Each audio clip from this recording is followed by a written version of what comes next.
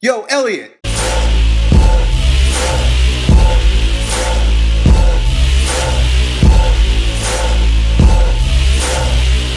we got a question that I've answered before, but I feel compelled to answer it because I understand just how embarrassing the situation is, and quite frankly, my heart goes out to you. I empathize with you guys, you younger dudes who are suffering with gyno. And I have friends who, move well into their 20s and 30s and can't get rid of this shit. And it's basically where the puffiness of the nipples create a situation where you look like you're a man with small tits, right? I mean, you could have really low body fat, but because the nipples are so swollen, you look almost like a woman. Even with a t-shirt on, it looks like tits are coming out and stuff like that. So I get questions like this quite a few times. Here's the thing. Our friend Waverly is asking if there are any exercises that he could do to get rid of this without growing the thickness of his chest. He doesn't want to get a bigger chest, probably because it would just poke out even more, look more like tits. No. In my experience, right, and this is just Elliott Hulse giving you his experience and my knowledge with regard to anatomy and physiology, there's no exercises that's going to reduce the size of your nipples. I've given a few different ideas and I'll offer them to you here. The response whereby your nipples get tender and swollen is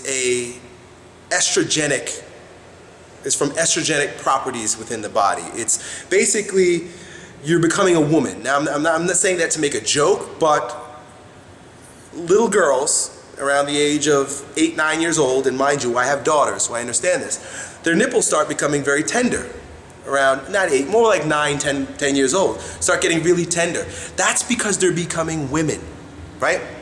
And little boys around the age of 12, 13, it happens also, but it comes and it goes. A woman, a little girl, grows and it grows and it grows and it grows and it grows because estrogen is a dominating hormone within the female body. For boys, because of the rise in testosterone, there is also a concomitant rise in estrogen. So if there's an imbalance there, it'll be more of the tits and less of the deepening of the voice. But if they rise together, you might get a little bit of the tits and a little bit of the voice, and then eventually it normalizes, the tits go away, and you become a fucking man, right? You got a deeper voice, all the things associated with testosterone.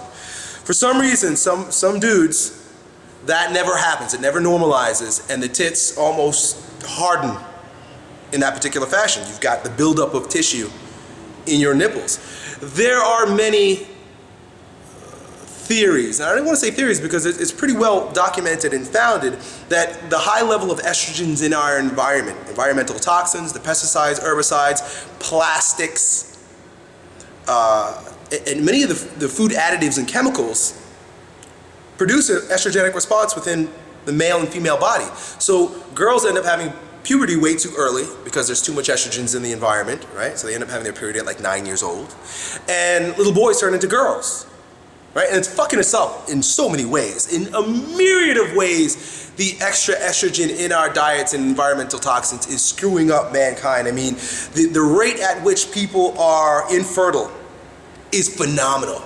Right? Besides the fact that people wait till they're 40 to have fucking kids.